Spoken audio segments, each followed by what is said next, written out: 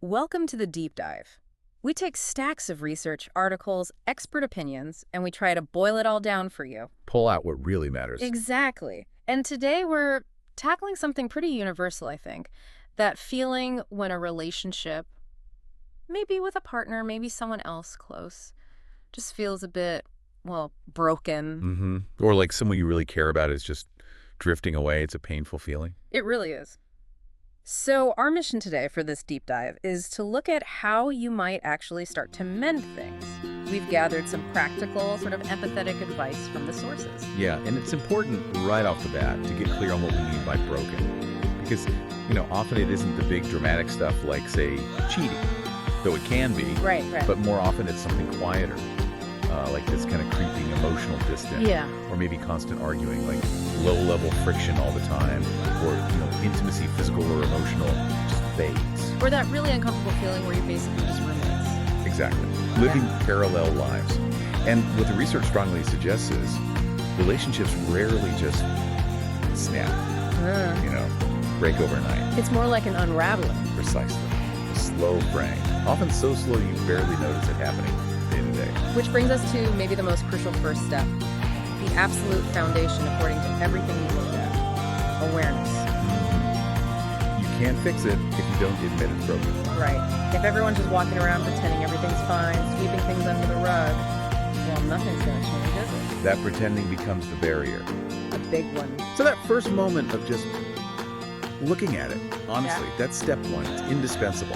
Definitely. And digging a bit deeper into that unraveling. It's about those subtle signs, isn't it?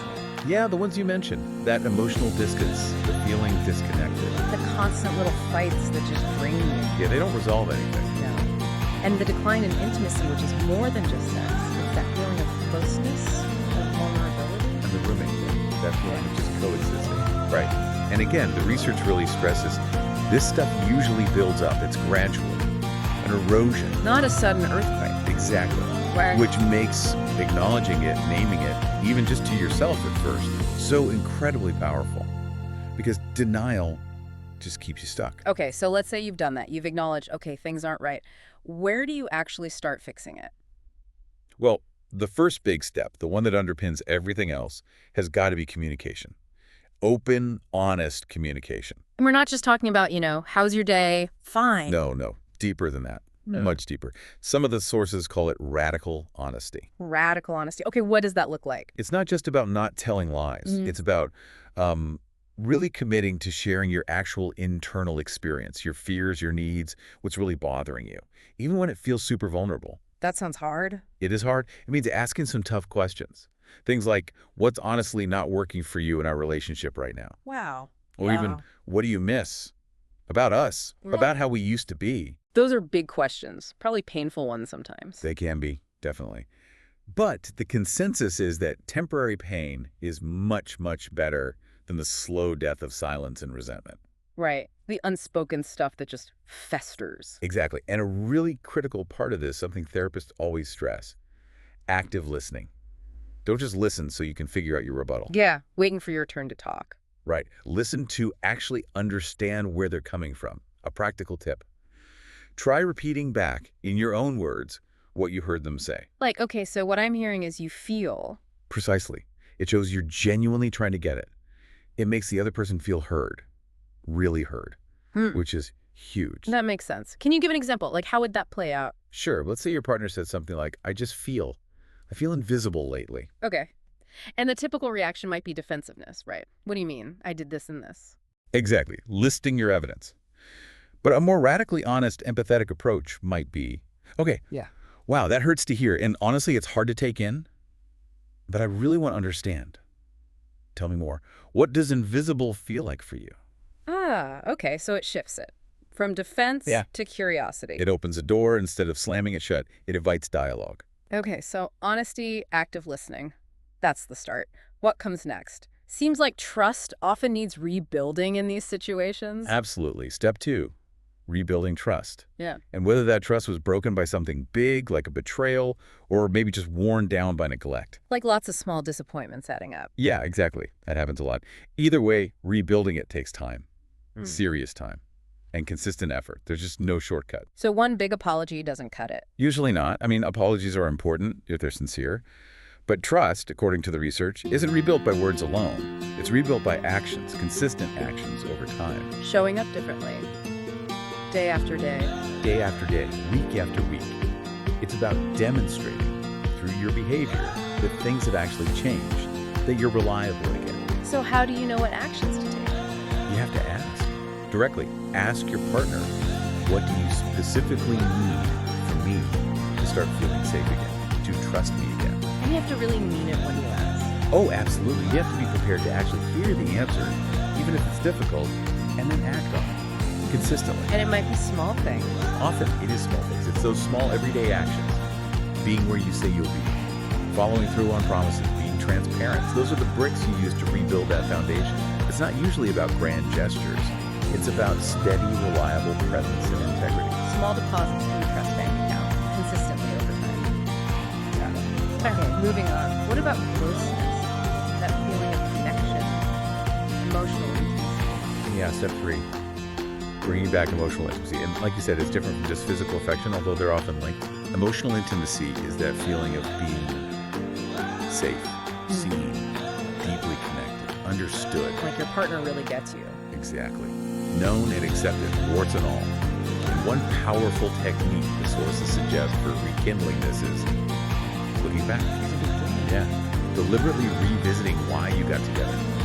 Asking yourselves questions like, what first drew us to each other? What were those early days like? What made us laugh back then? When did we feel most connected? Kind of reminding yourselves of the good stuff. Spark. Precisely. Tapping into that original fondness can sometimes reignite something important, remind you of the core connection that maybe got buried. Okay, so you remember the past. How do you bring that feeling into the present day to day? You have to actively nurture curiosity again about each other. People change, right? There's always more to learn. Even after years together. Especially after years together. So yeah, maybe it's dedicated date nights, but it's also smaller things, like sending a text during the day just because, or finding shared goals again, something to work on together, big or small, planning a trip, tackling a house project, whatever it is. Yeah. It's about weaving those threads of connection back into the daily fabric. Makes sense. And honestly, a huge piece of it is just presence. Yeah. Real presence. It's like putting the phone away. Yes.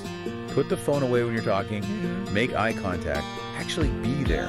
It sounds almost ridiculously simple. But it makes a difference. A massive difference, apparently. Those small shifts showing you value their time, their words, their presence.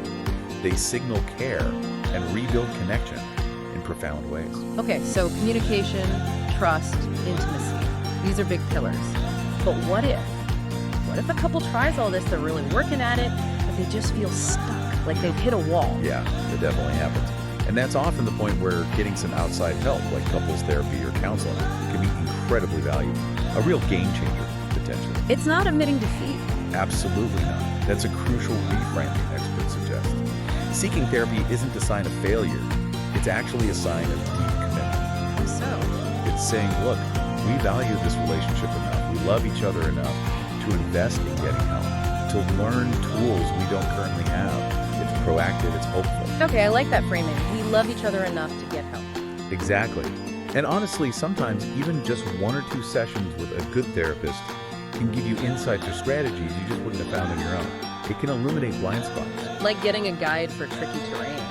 That's a great way to put it. So, as we sort of wrap this up, what's the main message for someone listening right now who feels like their relationship is broken? Is there hope? The overwhelming message from all the sources is yes, absolutely yes. And it's a big if both people are willing to do the work, if there's a genuine commitment from both sides. Repair is possible. Repair is genuinely possible. It's not easy. It requires a few key things the research highlights. Like what? Humility, being willing to admit fault, to learn, to not always need to be right. Patience, because this stuff takes time, often more than you think. Right. No quick fixes. No. And of course, underlying it all, love. Or at least a deep care and commitment that motivates you to push through the hard parts. So a broken relationship isn't necessarily a dead one. Not at all. In fact, sometimes going through that breaking point and consciously rebuilding, it can lead to something even stronger. Stronger. How? Because you're building it more consciously this time. With more awareness, better tools, you can become a more resilient, more intentional